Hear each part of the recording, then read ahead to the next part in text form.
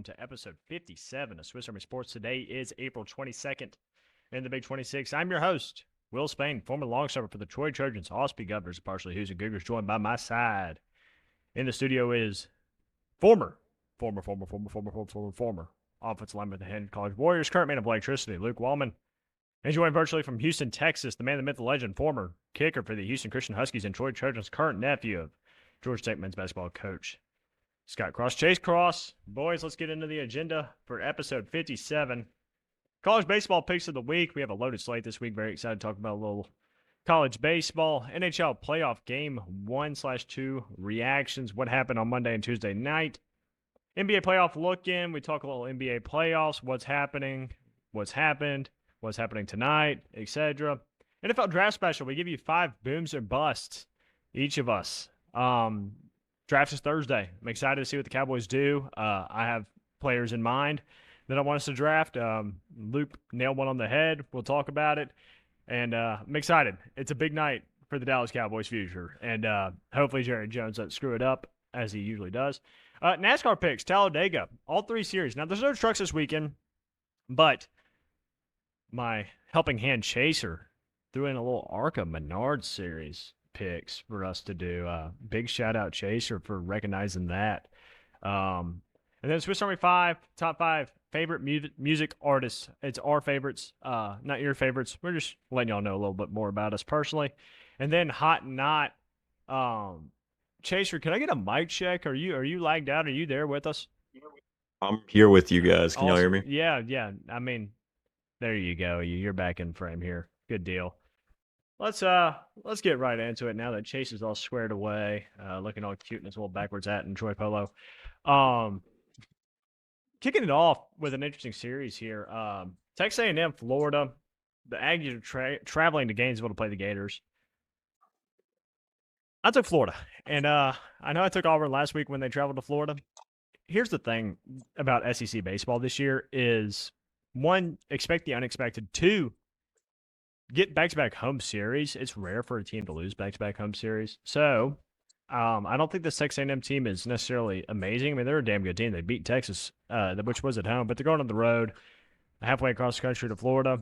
So give me the Gators just to get it done somehow. No logical reasoning here, just gut feeling. Everybody else on A&M, Luke, Chase.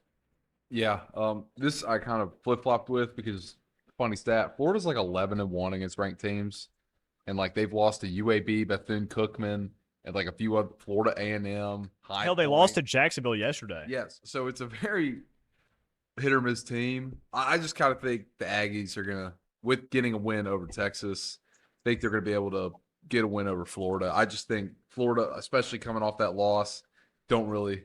I think they can at least win 1. I think the Aggies are going to be able to grab 2 out of 3. Chaser, riding with your hated enemy. Yeah, I hate to do this, but I just can't really figure out what to make of this Florida team. Like, I do think they're talented on paper, and I do think that they've played well at times this year, but like you said, the midweek games have been absolutely atrocious for them as of late. And then flipping it over to the Texas A&M side, like, I do think this is a damn good baseball team. I mean, we saw what they did against a presumptive, top 5 team in the country with Texas. So, I mean, I think this series could easily go either way, and I agree with you that this is why I flip-flopped on this one too. It's hard for the home team to lose back-to-back series, but this A&M team I know is good, and I'm not sure about this Florida team yet, so I went with A&M. Another SEC series, Oklahoma traveling to the Plains to play Auburn in Plainsman Park. Everybody was on Auburn here, me, the producer, and Chase. Luke, you went with Boomer Sooner. 14 heading to 11 here. Auburn, I think Chase is on the same kind of track here, has just been unbelievable at home, especially in conference play. I trust these Auburn bats to get it done. Pitching staff, a little bit of a question mark against this Oklahoma offense, but I like Auburn in this series to take it 2-1. Chase, you agree? Completely agree. I like Auburn a lot at home. I think that they have played some of the best home baseball in the SEC out of anybody in the conference, and Oklahoma necessarily hasn't traveled very well, so I like Auburn to win this matchup. Hey, Boomer Sooner, Luke, why? So Auburn, obviously, it's been playing really good. You're kind of bound to mess up at some point, and I think they do it against. Even though they lost to Arkansas, 2 weeks ago, Yep. 3 weeks ago, whatever. I think they do it again. They lose to a tough Oklahoma team. I just think they're gonna have some magic this weekend. It's a complete gut pick. So Another SEC series. Guess that. I mean, best baseball's in the SEC, guys. I'm sorry if you think we have conference bias. I mean, it just all the ranked teams are in the SEC. Sorry. Georgia heads to Ole Miss. That is number 5 heading to number 17. We're all on the Georgia Dogs except Chaser. I think Georgia absolutely throttles Ole Miss. I don't think Ole Miss's pitching is going to be anywhere enough to be able to compete with these Georgia bats. And Georgia has looked great on the mound lately as well. 13-5 in SEC play. I think this is a 2-1 series victory for the Georgia Dogs. Yet Ole Miss is definitely on sweep watch. I mean, they definitely could lose all 3 of these games. Also, Georgia undefeated so far in the state of Mississippi. So, gonna ride with that trend as well. And I mean, Mississippi State swept Ole Miss. So, there you go. Luke, you like Georgia? yeah, I watched their domination in person last weekend. Those bats are something else. I think that's gonna kind of put them over the edge against Old Mississippi. Chase. Dear God, dude. My I rage reasoning- bait you. You rage bait me. That's fine.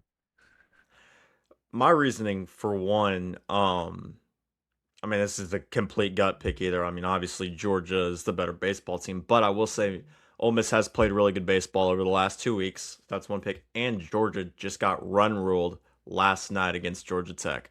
I don't know if that correlates at all because it's a midweek. Probably not. And we know midweeks probably not. But I mean, if you get run ruled by your in-state rival, I would think that would have some effects on your next series. So that's why I'm going with Ole Miss here. Fair enough. We're all in Coastal against Texas State. Texas State's a really good baseball team. I think they will steal a game here against Coastal, but I think Coastal will get enough done. Interesting series here in the SoCon. 2 teams that are very close in RPI, Wofford and Mercer. Mercer's 4-5 in the SoCon, but they definitely looked way better out of conference than Wofford did. But Wofford is 8-1 in the Southern Conference. They're heading to Mercer. We are all Mercer except the producer. I just think Mercer has a little bit better pitching than Wofford. We'll be able to do enough for the bats and get a home win. Does anyone else have anything to say about Mercer Wofford? They beat Troy. That's the reason I picked they also beat Yep. Troy. They did beat Troy. Yeah, that's kind of a determining factor as well for me.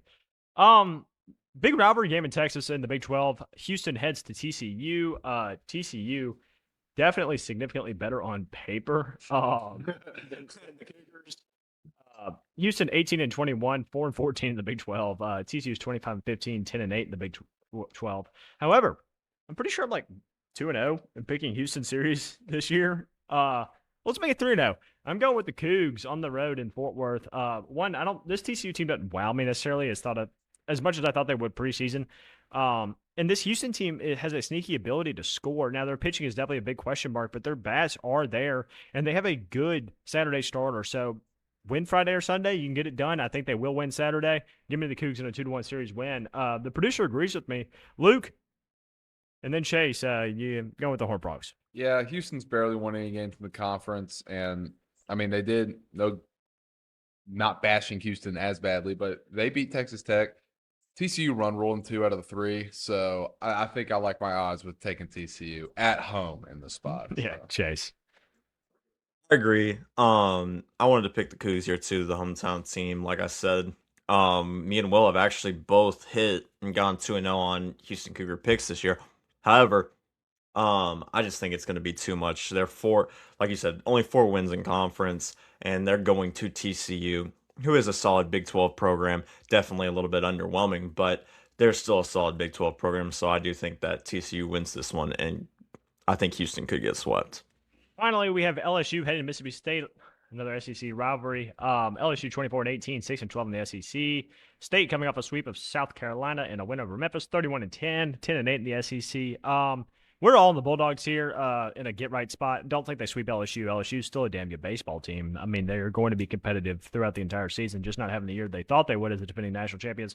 But I've got a 2-1 series win for Mississippi State. I bet they lose on Friday like we typically do. Y'all agree? Yeah, no, I think LSU is having a major down year this year. Don't really see them being able. I honestly think State gets a sweep. I think going to Starkville, maybe if it was in Baton Rouge, have a chance for a game. But I think at Starkville, I think it's a sweep for State. There's gonna be an electric atmosphere this weekend too in Starkville. Chase, you like the Dogs. Completely agree. I was gonna rage bait you and pick LSU, but there's no way that they lose this series. I mean, one, you're in Starkville. Two, LSU has been incredibly underwhelming. In years past, this would have been a lot closer series, but I think Mississippi State just head and shoulders better than LSU this year.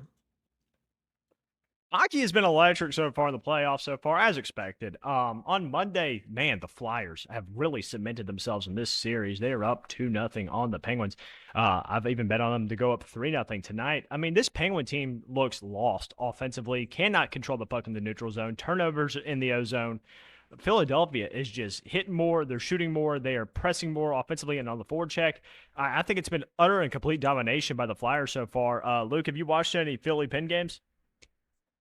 He is not. Chaser, have you watched any of these? Actually, I know you I have. have. Yeah, I know you have. Yeah, What do you think about Philly? I've been What do you think locked about in. Philly and Pennsylvania? I'm honestly kind of surprised because I thought, the veteran presence of this Penguins roster would have them a little bit more ready to go for the playoffs, and they just look, like you said, look lost. I think this could be a gentleman's sweep. I really think the series is effectively over. I mean, I know that crazier things could happen, but I mean, it's looking like this series is gonna be over. And I mean, I knew this Flyers team was good and solid. Like in the way they were closed out the regular season, thought they might have a chance to win a series in the playoffs. But man, I didn't think it was going to be this dominant. I think this has so far been the least highly contested out of all the series in the playoffs. Which is shocking. And I agree. I mean, Shocking. it is truly the least contested of, and this is an underdog on the money line in the series, by the way, the Philadelphia Flyers. And the young guys have come up for Philadelphia. Like, I mean, Porter Martone, last time I mentioned his name, he literally scored. I mean, it's been unbelievable for Philly. I sent this text out in our other group chat. I do think Philly wins tonight to go up 3-0. I do think Pittsburgh will win games 4 and 5, and Philly will close it out at home for 6.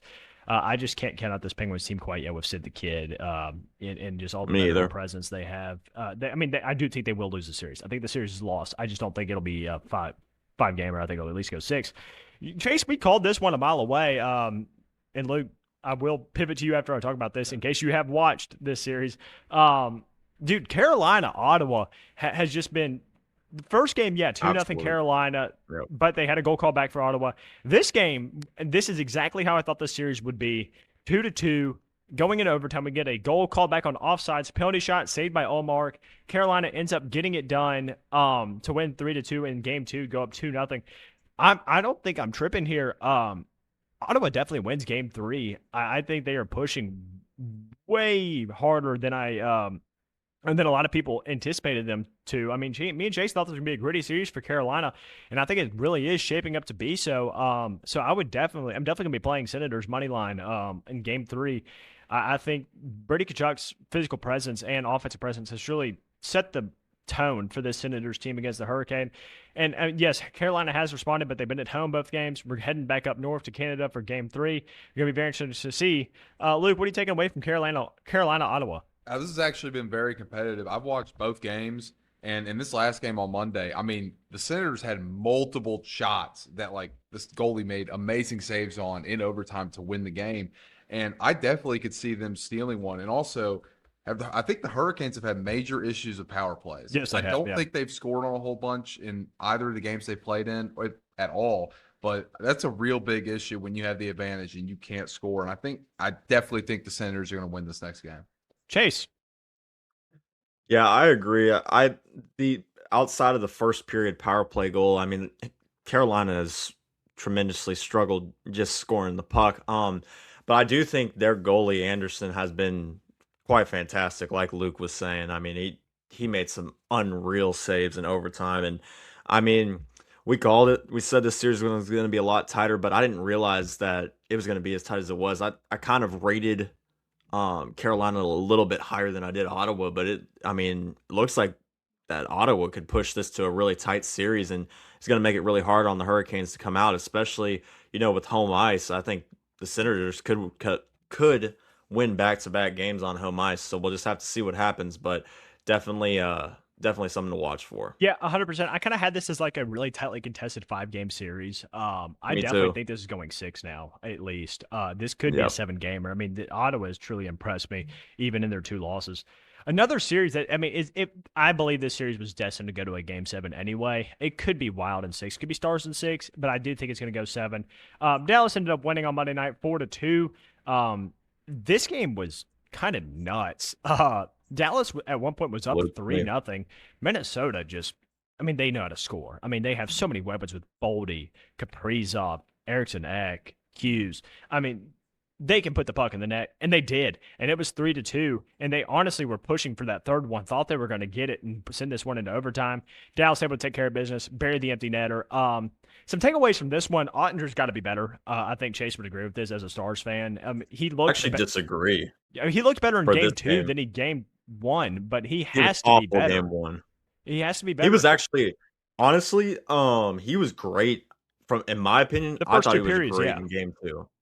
Third period, I mean, the goal probably could have done a little bit more on the second Minnesota goal, but if he's given up one like that after making some incredible saves in the first and second period, I mean, we can live with that. I actually thought he played outstanding in the first period. There was we got the early goal, the early Wyatt Johnson goal, and Faber scored right after that.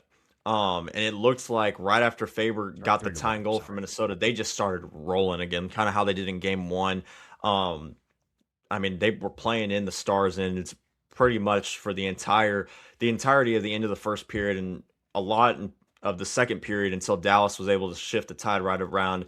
I think it was like 8 minutes left in the period and kind of shifted it a little bit, and then they go on a power play, and Duquesne scores a great goal, and then the momentum.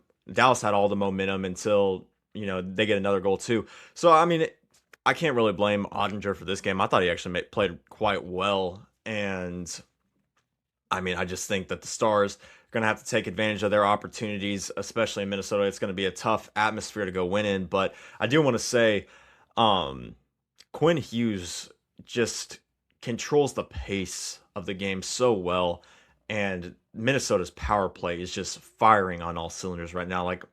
Yes, granted they didn't score a power play goal in this game, but they just look so dangerous. Eriksson Ek has been fantastic. Faber looked great, like we talked about, and then Kaprizov is going to score a lot of goals as well. So I mean, with all those attacking options going forward, I mean it's just this is just going to be a heavyweight series that I think will go 7 games. We've seen the resiliency of Dallas. I was actually very impressed with how they bounced back in this one, considering the beating they took in game 1 at home. So definitely excited for tonight's matchup as well. 100%. That'll be a very exciting game tonight.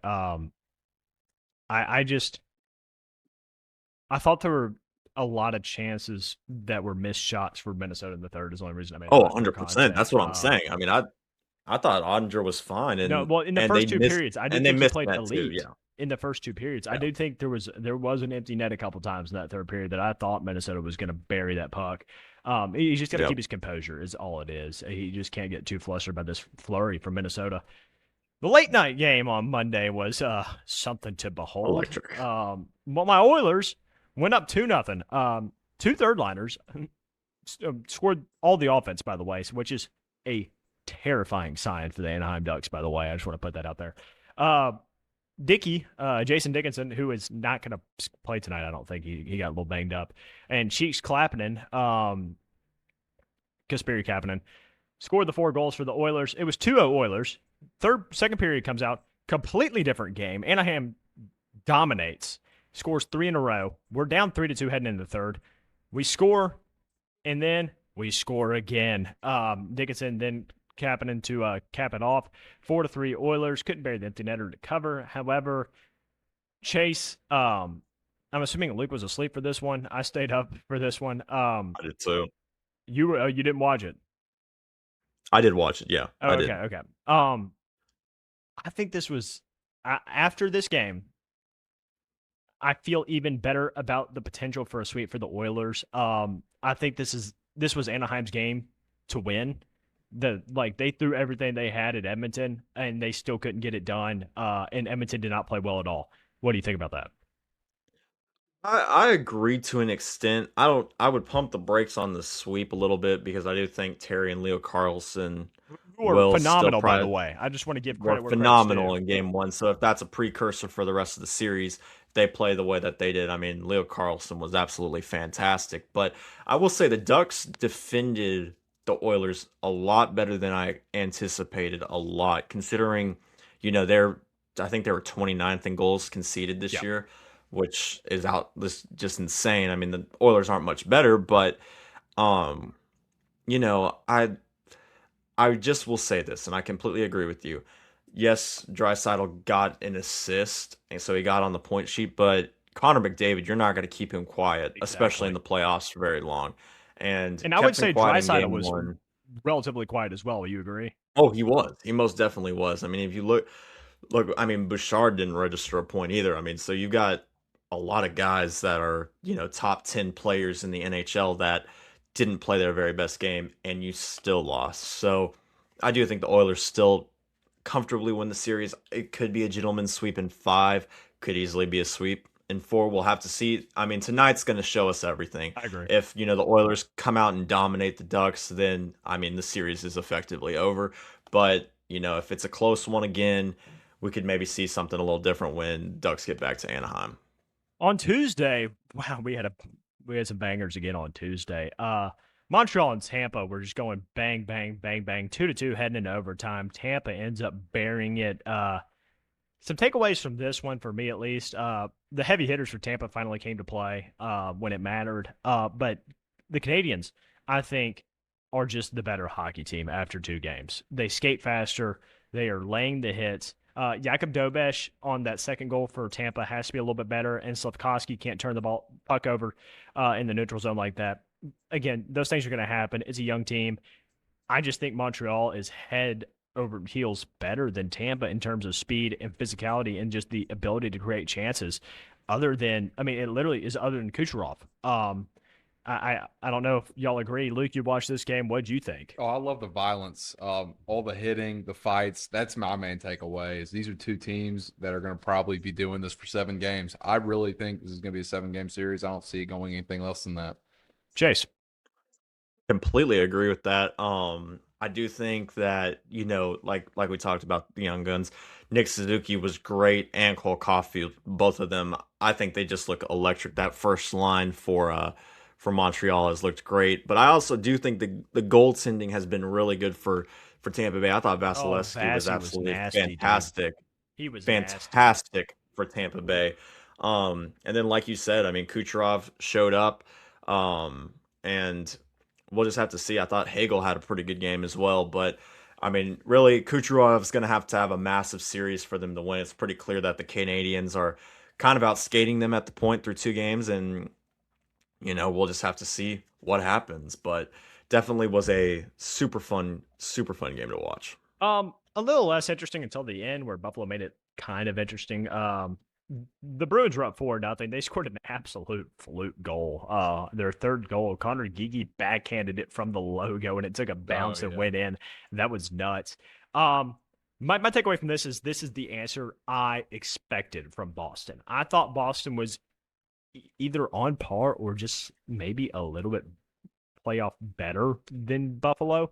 And they absolutely answered the bell after that collapse that happened in game one. I do think, and I hate to say this because the atmosphere has been electric in Buffalo, I do think this is kind of Boston's series to lose.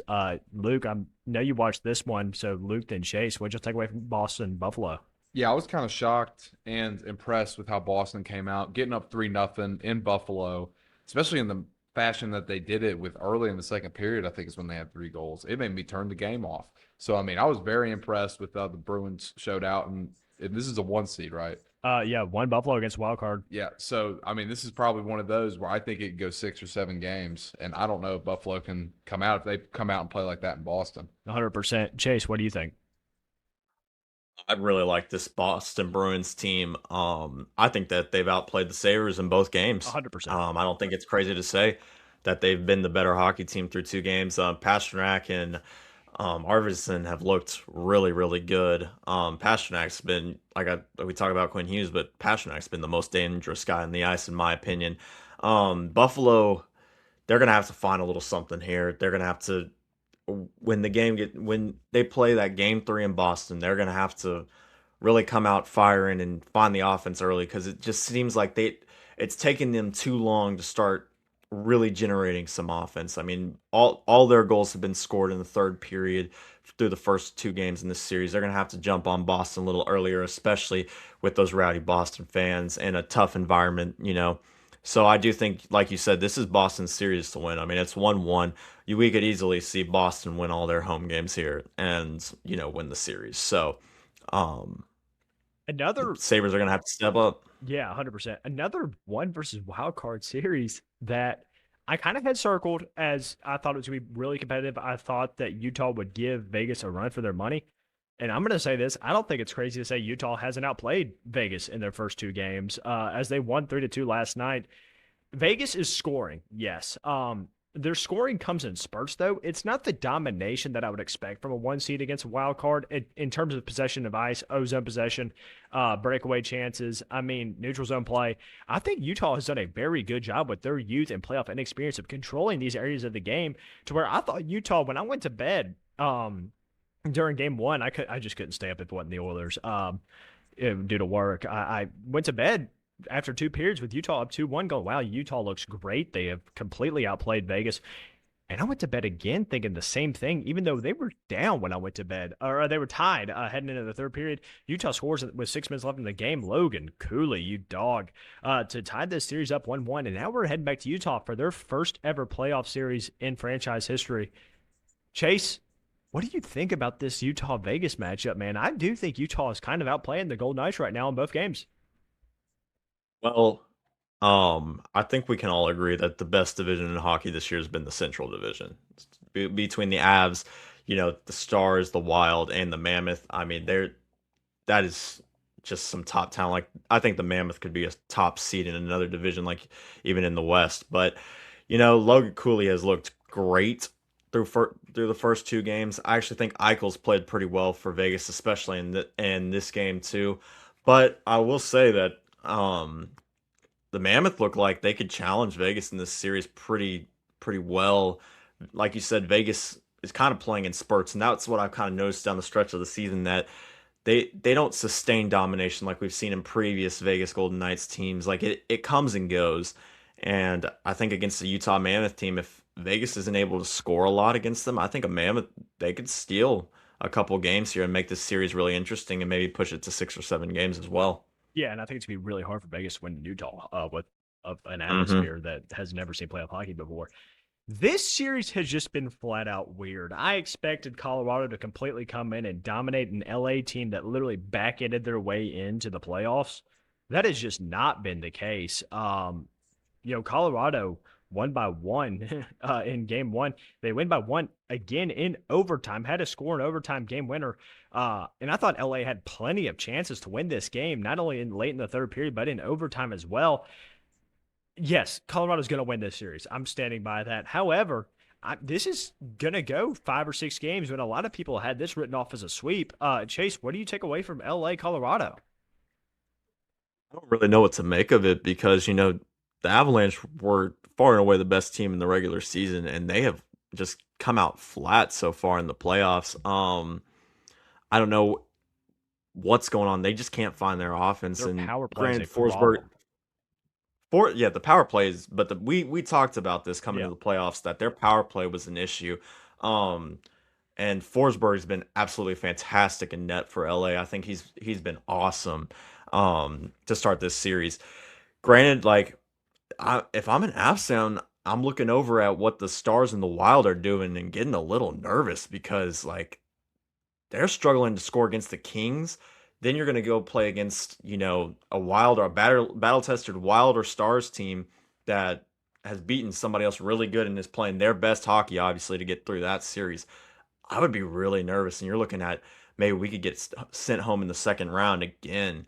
And I just don't really understand it because if you look at what the Avs have on the ice, especially with their top lines, like they should be able to compete with anybody and they should be scoring a lot more, and it's just not happening. So Hopefully they turn it around. I think LA will get a little bit of boost with home ice. The LA fans usually show up, so we'll just have to see on that one. But definitely very concerning to barely eke out a win versus the Kings. 100%. Will Ferrell will be in the building.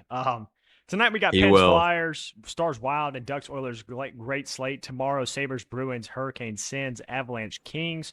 Friday we have Lightning Canadians, Oilers Ducks again, and Golden Knights Mammoth. Saturday we go Hurricanes Senators, Stars Wild, Pens Flyers, and then Sunday, the last day before we see y'all again, Lightning Canadians, Oilers Ducks, Sabres Bruins, Avalanche Kings. Series could be decided by the time we record on Monday. Going to be very interesting to see what happens. As we now pivot to the NBA, a little bit more of a Luke and Chase thing than a me. We have covered the Thunder Suns. Not anything more to talk about. It was absolute domination in game one. Game two is tonight. Very interested to see what happened. Absolutely played the Suns plus 1,000 on the money line. I mean, that is just something I had to do as my favorite team is a 16 seed versus a 1 seed underdog, which is nuts. But LA goes up 2-0 on the Rockets. Luke and Chase, what happened? What do you think? Yeah, so I mean, even with KD, I thought they would be able to win this game, but I'm just seeing some low light highlights of like Sengun falling all over the place, looking terrible. I mean, I don't know. I think the Lakers potentially are going to end up sweeping the Rockets, which is what I thought the last thing would happen in the series, especially with Luka and Reeves. And if you're the Lakers, you can almost, depending on how Game 3 goes, you can almost delay the return of Reeves and Luka if needed be and let them get extra rest because they have just looked so much better than the Rockets have in this series. 100%. Chase, I know you are a big happy about this Lakers team right now. What did you think about these game two? I mean, I can't believe I'm kind of halfway rooting for the Lakers, but I just want to see my boy Luca win, especially after being left off the MVP ballot, which was insane. But that's a different topic for a different time. Um, Honestly, the Lakers have looked great. I got to give JJ Redick so much, like so many props because, I mean, if you look at the roster that they have on the court right now, that is doing what they're doing. I mean, it's not they're not only playing great offense, but they are defending really well, making it hard for these Rockets. And for the Rockets, we're seeing more of like what we saw during the regular season. They need a point guard, and everybody was saying it. When it comes to playoff time, they don't have a creator, and they are desperately missing a creator on the court right now. KD has never been a primary ball handler, so you can't expect him to turn into like a Luka Doncic or even a LeBron type player that can dish and do all that. Like he creates for himself, but he has never been the best passer in the NBA. And so when that's your primary option, you've got to have other guys that can create a little bit. And the Min Thompson, Şengün, neither one of them have really created or necessarily played very well in this series. And if you look over at the Rockets, I mean, LeBron is looking like prime Braun again, dishing the ball out. Luke Kennard's looked great. Marcus Smart played a great game too. So Kennard did it again. Lakers firing on all cylinders, and we could easily see a sweep. I don't think it'll happen. But the news is Austin Reeves is looking like he could come back game 5 or 6, Luca game 6 or 7 if needed. But they both will be back by the beginning of the second round. So that definitely positive news for Lakers fans. Nuggets Wolves got knotted up at 1 when the Timberwolves on Monday won 119 to 114. We expected this series to go deep, 6 or 7 games, but important that the Timberwolves were able to steal one on the road here. Luke, what'd you take away from this one then, Chase? Oh, yeah, no. Anthony Edwards played exceptional in this game, too. And I think it was hilarious. I don't know if y'all saw Jaden McDaniels come out and literally go, Jokic, Aaron Gordon, Jamal Murray cannot play defense at all. And then they ended up going out and winning that game. Like we said before, it's going to be a very highly contested series. It's going to 7. There's no ifs, ands, or buts about it. These are two teams that I think the last 2 playoffs have played each other, and it's gone to 7 or 6 each time. So it'll be 7 games. It'll be very interesting to keep up with. Chase. I'm even more impressed with Anthony Edwards after hearing all the news of him being banged up going into this game. That was a great performance from him. I think this, like, we've seen this series play out a couple times in the past. It's good on good. I mean, Jokic is fantastic. Anthony Edwards is fantastic. Jamal Murray is fantastic. I mean, these are 2 good teams that they're probably going to push it to 6 or 7 games, and it's going to be a fun one till the end. So definitely like what I've seen out of both teams, and I think this is going to be another one of those classic Nuggets Timberwolves series. The Trailblazers tied it up at 1 on the road against San Antonio Spurs. Obviously, Wembanyama took a really nasty fall. He's got a concussion. He's going to be out for a little bit. Can the Blazers win enough without Wembanyama to make this series go deep or even potentially steal it? That's the only question I have for y'all, Luke and Chase. So the timeline's been released. It's either going to be back game 6 or 7. That is not good. So, yeah. So, like, honestly, I could definitely see this going to 7 now because, I mean, without Wembanyama, the Spurs are a completely different team. So, I mean, you can almost look like the Nuggets last year with that Jokic plus minus when he was on the floor versus off. This is kind of what I think the Spurs might be without Wembanyama in the series. You're going back to Portland. I definitely think Portland will win one of the two, and then we'll see what goes on from there. Chase. I will say this. This Spurs team is still good, minus Victor Wembanyama. They still won a lot of games when Victor was injured at the beginning of the year. Stephon Castle and De'Aaron Fox are good enough players. Like, the roster around them is still good enough to get it done. However, Denny Avdija for the Trailblazers has been playing absolutely fantastic. So, I think this series got a whole lot tighter. It really depends on what happens in game 3. I know I saw some stuff that they're trying to get Wemby to travel, like Wemby wants to travel to Portland to maybe try to push for a game 4 comeback, but not looking likely. Like Luke said, it can be 5, game 6, and could potentially even be game 7. So if you're a Spurs fan, that's the last thing you want to see is your franchise guy going down with a concussion, especially the way he did. And I think that kind of set the tone for the game yesterday. Like, they didn't play necessarily terrible, but when you lose a guy like Wemby early on in a game, it puts like just negative vibes in the air. And so I think that definitely had a part to play, but I think the Spurs will recollect themselves, and I think they get past the Blazers still. Pistons and Magic play game 2 tonight. The Cavs beat the Raptors to go up 2-0. We expected that. I really want to spend some time, well, I mean, not too much, obviously, but talk about these last 2 games. I mean, this, at least for me, came out of nowhere. Hawks win by 1 on the road against the New York Knicks. Had an absolute shocker. I mean, CJ McCollum dropped 32 points, which is absolutely nuts. Yeah. Luke and Chase, y'all worried about the Knicks at all? This might be their Trae Young, if I'm being completely honest. If you're going to have CJ McCollum absolutely just do whatever he wants against you, I mean, especially since Jalen Brunson is not a very good defender, it's going to be very interesting to see because when they go back to Atlanta, we know these franchises have beef. I do think the Knicks will be able to pull it out, but this might be going to 6. So it'll be very interesting to see, though. Chase. I agree with that take. I do think it's going to 6. The Hawks have been, there's a lot of tension on the Hornets, but the Hawks have actually been the best team in the NBA since the All-Star break. CJ McCollum has been the most valuable player in terms of plus minus this season, especially with the Hawks. He's been fantastic. So, he just has flown under the radar because this Hawks team wasn't talked about. And then when they got Jonathan Kuminga, obviously they've been playing a lot better. I think that the Hawks are a matchup issue for the Knicks, but I do think the Knicks will still have enough to get through to the next round. I think that they could push it to even 7 games. We could get a game 7 in Madison Square Garden, but I still trust the Knicks to get through. Jalen Brunson's clutch, and he'll get it done. And they only lost by 1. They played some good basketball so far in this series, and Mike Brown will have them playing well. Even more shocking, after a 32-point loss, they came out and won by 14 on the road. The Philadelphia 76ers, VJ Edgecombe, absolutely balled out last night, getting a 111-97 win over the Boston Celtics. We're turning back to Philadelphia now, who can be an absolutely raucous home environment in the playoffs. I think it goes 2-2, heading back to Boston. Luke and Chase, what do y'all take away from the Celtics and the 76ers?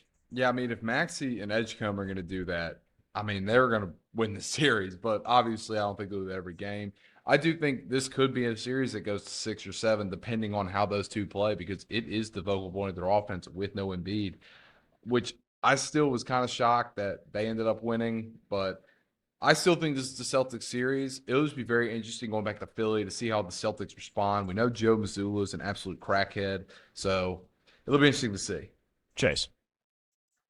I do think the Celtics respond, but VJ Edgecombe Tyrese Maxey were absolutely fantastic last night, and I do think that's a performance that can be replicated, but they definitely are going to have to show up for this 76ers team to beat this really good Celtics team.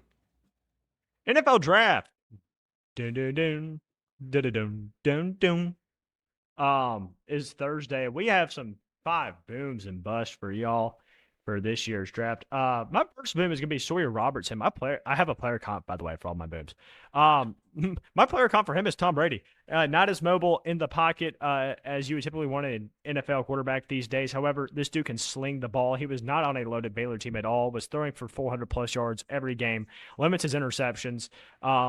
I think if you stick him in the right system in 2 to 3 years, this dude is going to be a starting quarterback in the NFL. I think he's completely undervalued right now to where a team like the Dallas Cowboys could draft him as a backup quarterback in maybe the 5th or 6th round. I think Sawyer Robertson, we'll be talking about him 3 years from now, looking back at my words right now and go, wow, well, you're such an effing genius. Yes, I know.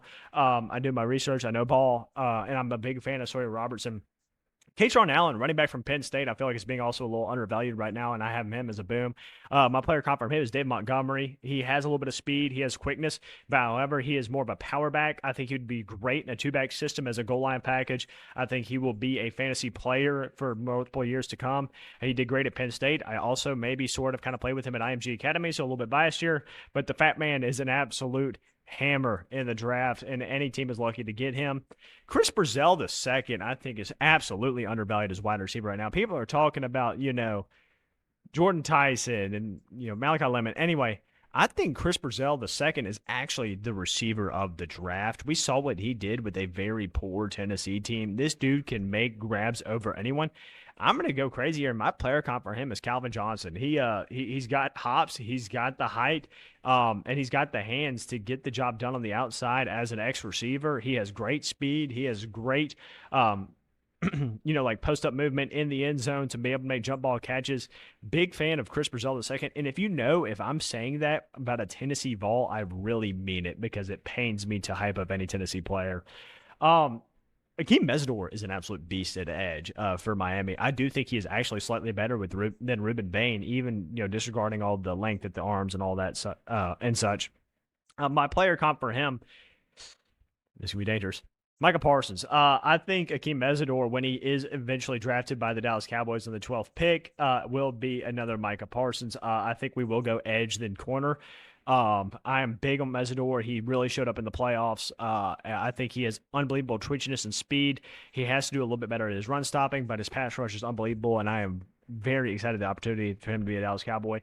And then Jake Golday, man, reminds me so much of Luke Kuechly. He is so undervalued.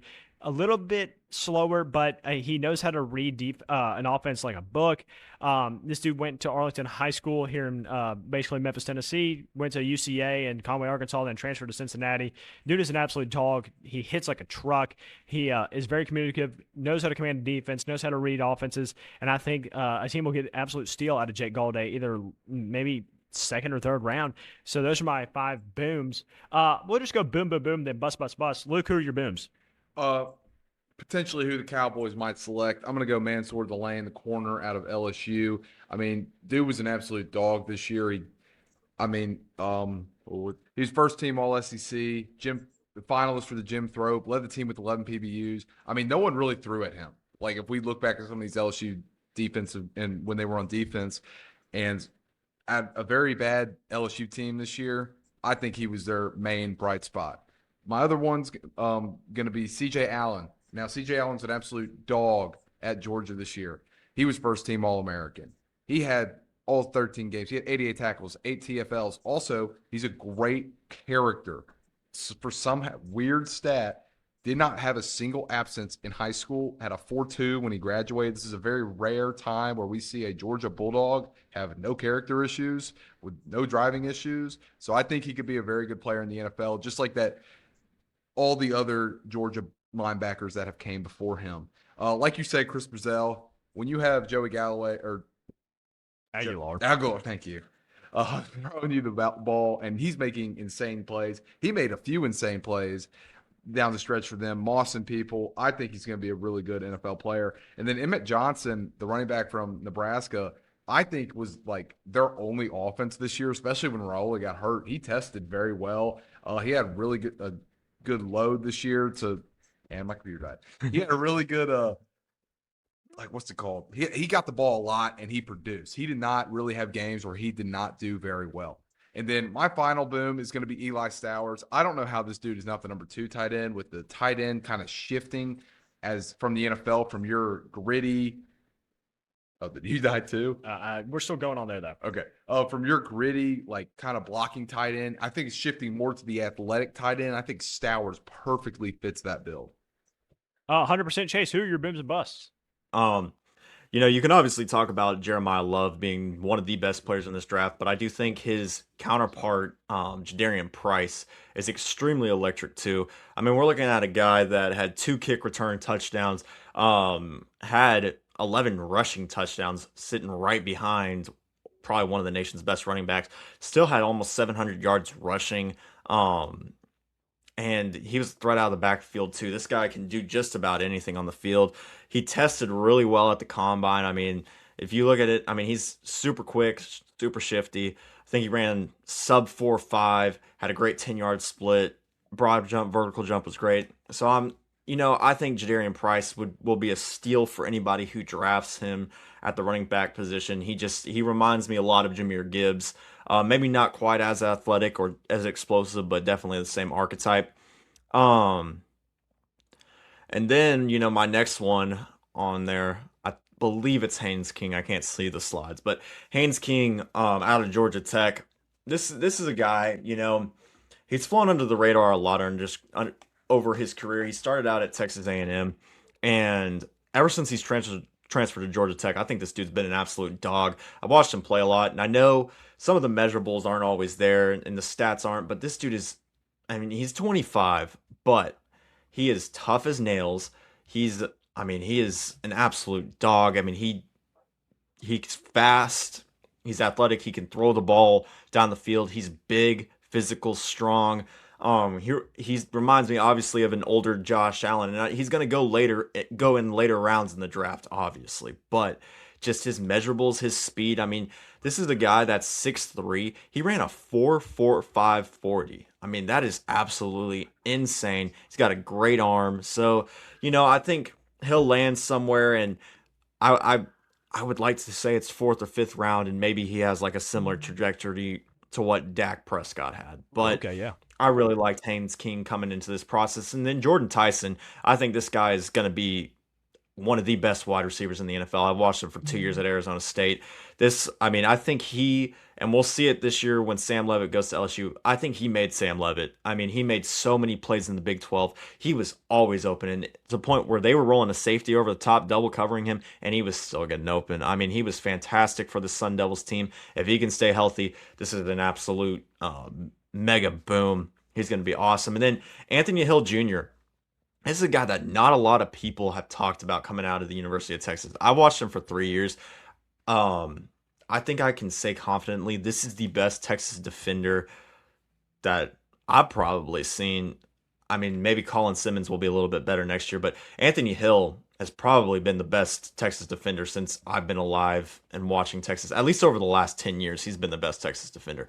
He's absolutely fantastic. I don't know how he's a second round grade because he is really, really good. If you just look at his measurables, I guess a 4.5 40 is not ideal, but he's a freshman All-American, second team All-American in 2024, second team All-American in 2025. He was a finalist for the Butkus Award. He's a fantastic linebacker that is lying way below what people think he should be.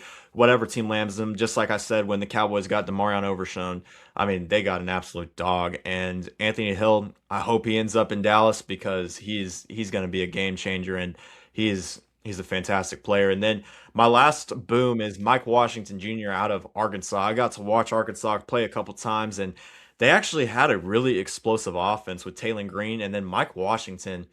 Granted, he was part of a running back committee, but this dude is massive. He's 6'1", but he's 225, but it's a lean 225. He's not fat, and he is fast. He ran a 4.33 40. absolutely electric. I mean, we saw it breakaway speed in the game versus Texas last year. I mean, I saw a couple runs where, I mean, he just absolutely dusted some good. I mean, Texas, they buy their players and they buy some of the best athletes in the country. And I mean, Mike Washington was just running all over the field versus them. And so he's impressed me all year. He looks good against Texas A&M too. So I think that his game will translate to the NFL. And I think that this would be a steal pickup in, the third round. Somebody's going to have to go out and get Mike Washington because this dude's a dog. 100%. Now moving on to our bus. My first is Garrett Nussmeier, the quarterback from LSU. I cannot believe he's the third-rated quarterback on a lot of big boards. I just don't know. One, he doesn't get rid of the ball. He holds on to it way too long. He gets sacked. He doesn't have a great arm. Not very. I mean, he just doesn't wow me in any aspect, and he just couldn't win games for LSU to the point where he ended up getting benched. So I don't understand how he's the third-rated quarterback in the draft. I think a team should absolutely stay away from Garrett Nussmeier. I mean, hey, if you want to lose, if you're like the Jets, I think it's a perfect pick for you. Omar Cooper Jr. is a wide receiver out of Indiana who is a top 5 receiver on most boards. He's only 6 feet tall, got a limited a slot route, bag essentially. I mean, he doesn't really play slot. Kind of came on late in his career at Indiana as we went on this deep playoff run, which has gained him attention to being a top 5 receiver in the draft.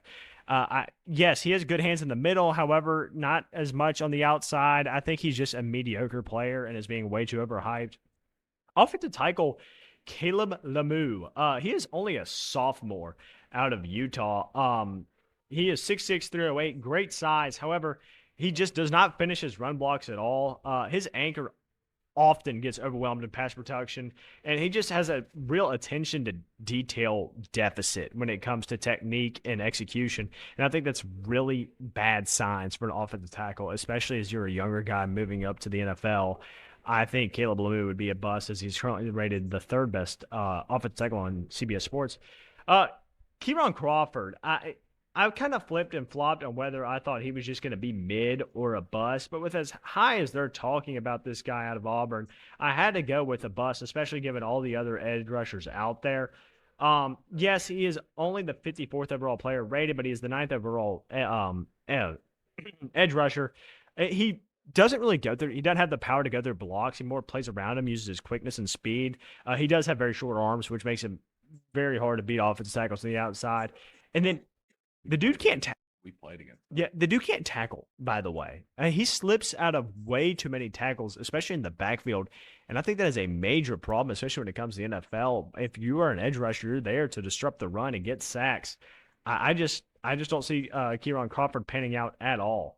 And then me and Luke agree on this. Jermon McCoy is an issue out of Tennessee. He played in 2024. He tore his ACL. Didn't play at all in 2025. Maybe hurt again.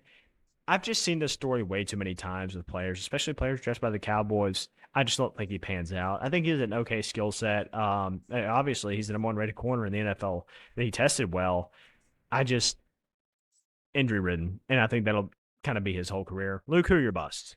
Casey Concepcion, wide receiver out of A&M. He's only 5'10", and he's got huge drop issues. I mean, he had I think it was 11% drop rate last year. I think if you're going to go to the NFL, you can't be dropping balls like that. So that's why I kind of think he'll be a bust. And he's only going to thrive in that slot position, which I think you've got to be super elite to thrive in the slot in the NFL. And then Max Clare out of Ohio State, he's the number 2 tight end. I kind of have him here because I thought Stowers on most boards would be higher. Claire did not wow me by his stats. Like, he only had 500 yards this year, 400 yards. He was better at Purdue, but I mean, I don't know. For number 2 tight end, don't really think he's wowing me. And then I'm kind of on the same page with you, Will. Garrett Nussmeier, you can't be benched at LSU and then be the number 3 quarterback in this draft class. That's just not – there's no correlation there. So, I mean, yes, his dad's in the NFL, so he'll be around for a long time, but – don't think he'll get very much playing time. And then I'm going to go with the Biletnikoff winner, Malachi Lemon. He dropped the ball a few times this year. It's not as bad as Concepcion, but a big issue is his character. He apparently is a child. He's a locker room cancer. And when they find out you're a locker room cancer in the NFL, you get cut. They don't deal with that shit. You're not like at USC where you're the best player on the team. It's not that. You're going to get cut. And then, like Will said, Jerry McCoy, dude's apparently going to have another knee surgery. And if the Cowboys take him, might never see me on this podcast again. Let's just say that. Hey, yeah, I really am praying not. Hey, who your bust, Chase? I completely disagree with your first one. I think he'll be an elite backup quarterback for his career, but continue. Will. Well, I first want to say that I do not like really any quarterback in this QB class. Like, love Fernando's attitude, but outside of that, like, I'm just not overly impressed with any of the quarterbacks this year. I think 2027's QB class is so much better. But that being said, starting off with Diego Pavia, he's getting a lot of hype because of what he did at Vanderbilt. But he's not an NFL player. He's 5'9". He's gonna lie and tell you 6 foot. He's 5'9". Absolute character issue. You can't be 5'9" and not as athletic as Kyler Murray and talk the way he does. It's not a good recipe for success. Um, I mean, you guys hated on Shadur Sanders a lot last year for the same reasons, and I mean we've seen how that pans out. I think Diego Pavia is half the player that he is, Oh and my God. I mean he's not going to Yeah, touch the fair field. enough, actually. He's not going to touch the field. And I watched his whole interview with John Gruden. I mean, just he thinks that he's better than everybody else around him. I mean, we've seen the absolute character issues following, the Heisman Trophy and everything like that. Like, I mean, it's just ridiculous. This dude's a clown. Thinks he's a lot better than everybody else. Like, yes, you did well at Vandy, but I mean, this dude's just an idiot. So I just don't expect him to do well in the NFL, especially considering how all the owners are. I could even see him going undrafted. But I mean, I just think if any team absolutely trusts him, it's going to be a bust. But my next bust is kind of surprising because I did think he was really good at Texas Tech. But David Bailey, I think he's getting way too much hype for the production that he's had. I mean, a lot of people have him going third in the draft, and I see him more in like the 20 to 30 range. Like I think he's a good football player and definitely a first round pick, but maybe not the savior edge defender that everybody's kind of thinking. Like I agree with y'all. I like Akeem Mesidor a lot more than David Bailey, and I've seen a lot of people having David Bailey go at 3. So he has not wowed me. Obviously he's a pretty big guy, but he didn't look great to me against Oregon, and you're gonna face a lot of guys like that. Like you're gonna face a line pretty similar to Oregon, obviously more seasoned in the NFL, and he just didn't seem to win as much. But my next bust is Ty Simpson. I don't understand the hype that he's getting, Me neither. considering what we saw through the second half of the season. Dan Orlovsky came out and said that this guy Ty Simpson was the best quarterback in this draft. Crazy. Absolutely insane. If you watched Alabama play down the stretch, you would see how many times they went 3 and out on so many possessions. I understand that they had no run game, but he missed a lot of throws and put the ball in a lot of bad situations, especially down the stretch. Granted, he played a good game against Oklahoma, but he looked terrible against Indiana, terrible against Georgia, terrible against really any competent defense. I mean, he looked awful against Oklahoma too. So these are all defenses that that are pro style and what he's expected to see, and he just looked like he wilted. Granted, and he's also a 1-year starter, not a ton of experience. I would not waste my first round pick on Ty Simpson. I think he's a good guy, and I'm sure he'd be a good backup quarterback, but this is not a first round grade. And if you're going to put your franchise in the hands of Ty Simpson, I mean, it's going to be similar to what we saw with JJ McCarthy in Minnesota this year. It's just going to be bad. Cassius Howell is another guy that I kind of actually admired a little bit from Texas A&M, and that's hard for me to say, but watching him down the stretch, as they start to play better competition and better O lines, he just absolutely faded away into non-existence. I mean, he did not win. I don't think he even got any penetration versus Texas that entire game that they played in Austin, and then he looked even worse when they played Miami in the playoffs. So, I'm basing this off of a lot of big game players, but the best players in the NFL, they show up in the biggest games in college, and that's just how it is. I mean, and especially if you're going in the first round, you're expected to succeed right away. There's not a lot of development there. You're expected to go win, and where Cassius Howell's being projected, I just don't foresee him being that big time player, especially with what we seen Shamar Stewart do last year. And granted, I know there was a contract situation with the Bengals, but still, I'm not trusting Cassius Howell. Everybody's acting like he's going to be the reincarnation of Myles Garrett, and that's just not going to be the case. Then lastly, Zachariah Branch. I completely agree with you, Luke. You have to be absolutely elite to thrive at the slot position. And I do think Zachariah Branch was elite, but we're seeing some off the field issues as we do with typical Georgia football players.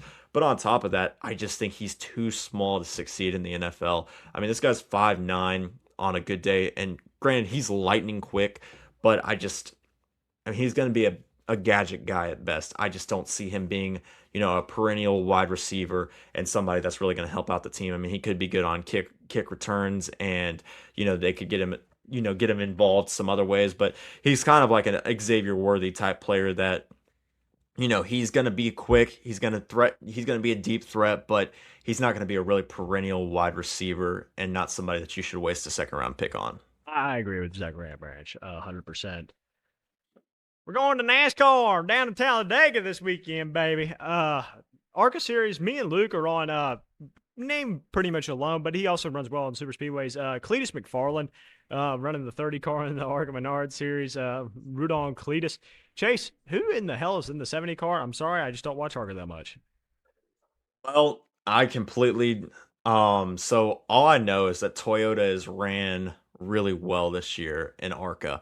And they got this guy named Thomas Annunziata. I think he's from Italian descent. And he's Really? ran really well for them and in previous races. So I went with him in this one. Obviously not super familiar with ARCA, but we're gonna take a shot in the dark and maybe something good will happen.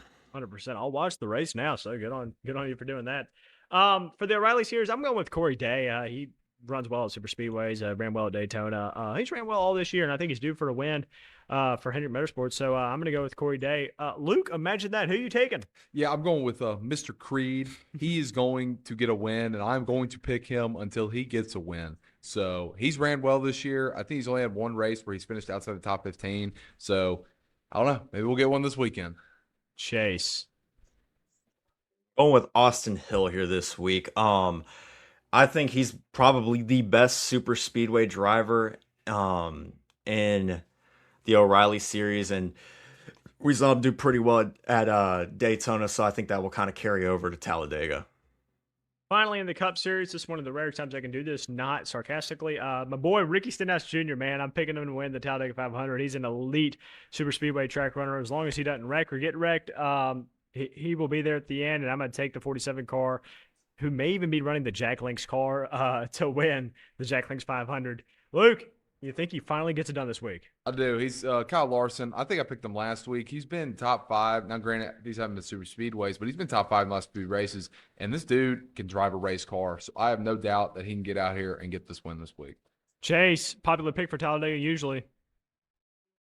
Well, this is another super speedway, good super speedway racers here. Ryan Blaney. I think that he's in previous years he's always been near the front at Talladega. He's gonna be smart. He'll be in there, and if he doesn't wreck, I could see him definitely finishing in that top 5 position. Yeah, it always really depends on who wrecks and who doesn't at these super speedway races. Swiss Army 5. Before we give y'all a hot and not, our top 5 favorite music artists of all time. This is a personal list, not like who we think is the best overall in terms of popular opinion. Just a little more insight into who we are. I had a really hard time doing this, so I kind of picked one from every genre I like to listen to and then ranked them off that. My number 1 is repping the city here, Young Dolph. I know way too many Young Dolph songs, word by word. Rap would be my number 1 genre. I do listen to rap music more than anything else. I don't know if it was just an outcome of me growing up in the city of Memphis or if I actually like it. But I do like it. So Young Dolph would be my number 1. Favorite song is Preach. My number 2 is Tame Impala. I got put on Tame Impala in college. My buddy, who ended up being my roommate at Austin P, used to DJ. I mean, didn't like professionally, but he had like a little DJ set he would set up in the house. He spun a lot of Tame Impala. Just reminds me a lot of college. Also awesome, like sit out on the porch and relax music. Have a brew, listen to a little Tame, Jeep top down. When I drove the Jeep, we were busting down Tame a lot. He's coming in concert in Atlanta. I may go. I never go to concerts, and I would go to one for Tame Impala. Favorite song would probably have to be "Let It Happen" or "Elephant." It's pretty damn good too. But Tame Impala. Shout out to anyone who doesn't know Impala. Number 3 is Alan Jackson, man, and that is just a complete 180. I love Alan Jackson. I flip flop between Alan Jackson and Hank Jr.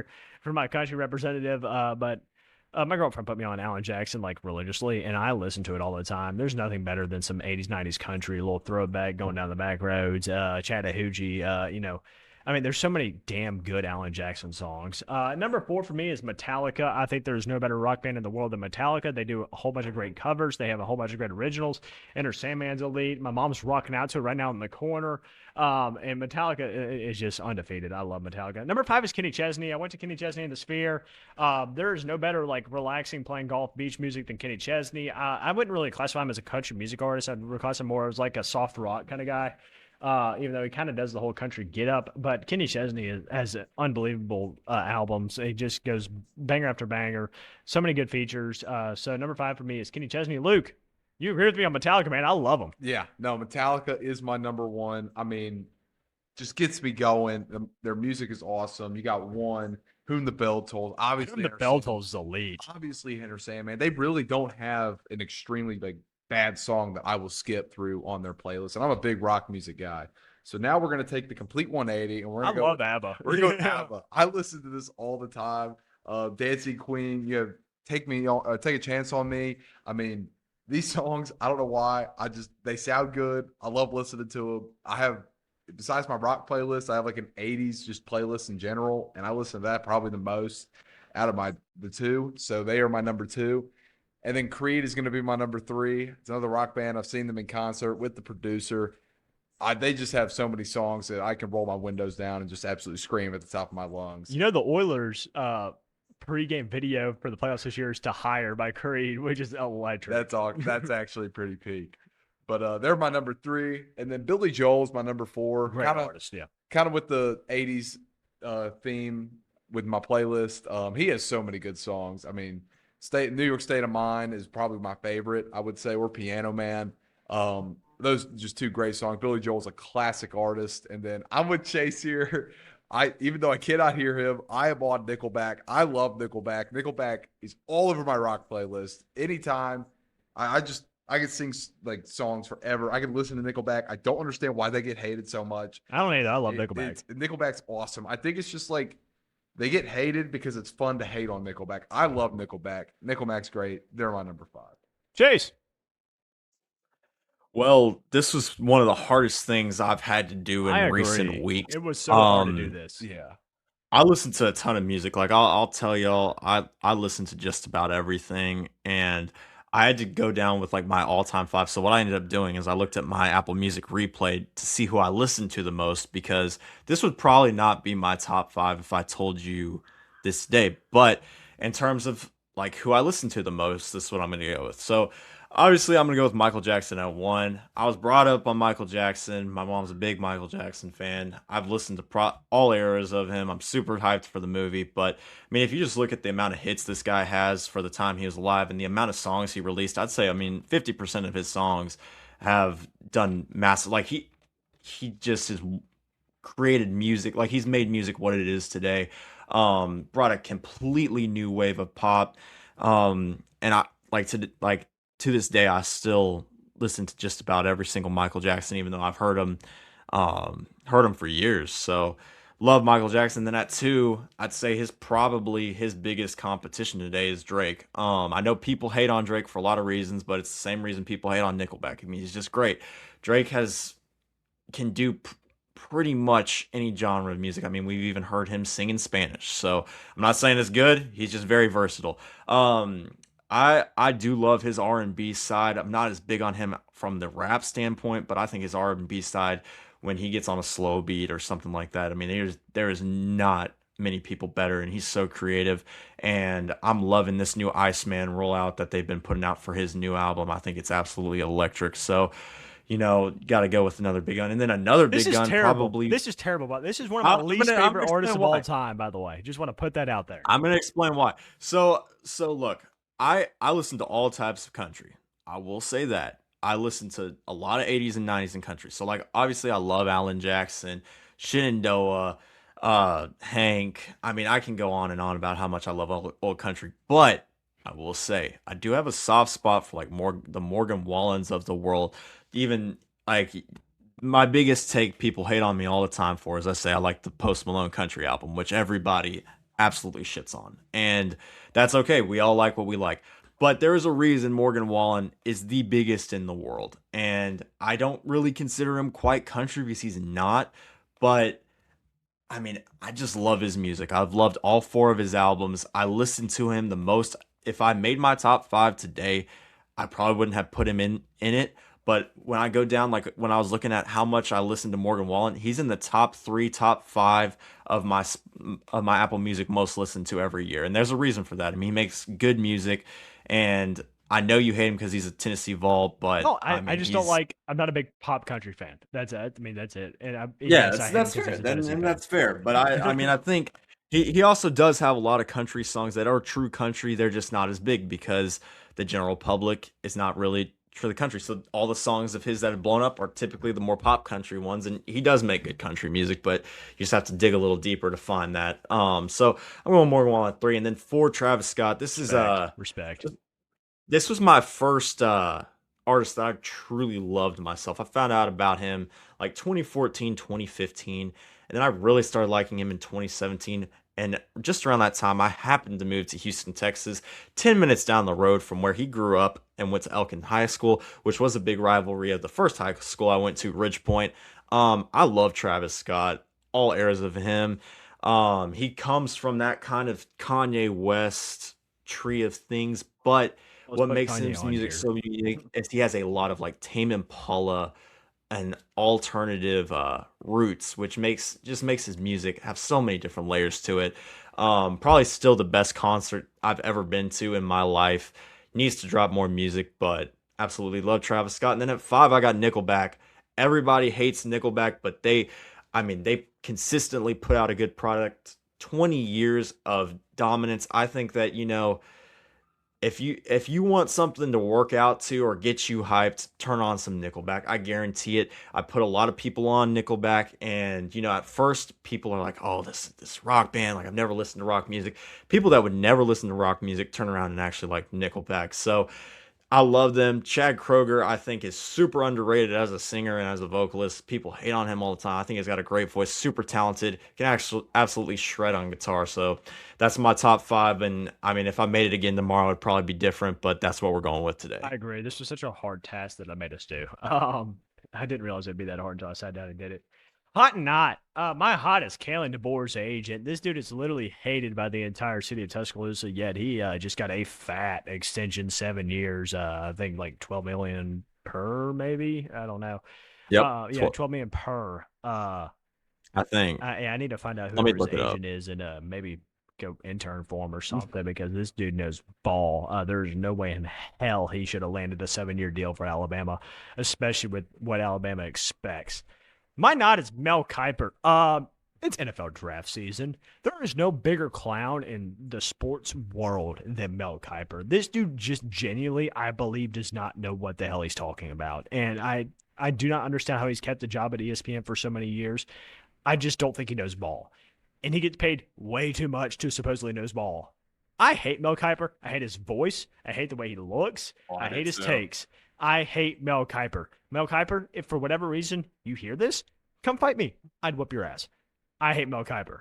Luke, what's your hot and Yeah, not? I like Mad Mel Kiper, whatever the Pat McAfee parody. But yeah, completely agree. My high is gonna be Adam Silver. Came out and just kind of put all the Memphis crap to rest. I've been seeing it all over my Twitter. You know what? Just down to Adam Silver, Yeah, I man. don't like Adam Silver. I hate the alien. He's from another planet. He's terrible. But hey, at least he like kind of said most NBA players enjoy Memphis. They don't hate on it too much or whatever, and that they're staying. Didn't really have anything that was hot for me this week, so that was my hot. And then my night is going to be work. On Monday, we were supposed to record. I got offered some overtime, which we do not usually have. And I was told it was going to be an hour to an hour and a half tops. So I was like, all right, sweet. I'm going to be over to get over to Spain's house by 6 o'clock. We worked a 12-hour shift. I worked 4 extra hours of overtime. I was not happy. I mean, granted, money's gonna be. I'm not complaining about that. I was just not happy that they could not have said, "Hey, this might end up taking 3+ hours," because apparently our foreman knew that, just did not tell anybody. So wasn't very happy. Came over here, didn't eat till like 9 o'clock last night or on Monday. So money's good. That just actually kind of ticked me off a little bit. So that is why work is my time. Chase, hot not. I'll start off with the Lakers. I want to start out Fair and play. say that Stephen A. Smith is a clown because he said that, the Rockets were sweeping the Lakers in this series in 4 games and all this stuff. I mean, I hate Stephen A. We could talk about ESPN another time, but ESPN's just went from the best sports network to now you can't even stomach them outside of Pat McAfee and and some I other like guys, their but hockey really coverage. I do like their hockey coverage. I was gonna say I can't say the same for, and I do like their basketball coverage. When it's Charles Barkley Yeah. and The TNT guys. Shaq and that crew, the TNT guys, yeah. And I do like the hockey coverage, so I do think they do some things right. But man, their talk show guys. I mean, First Take is just in the shitter.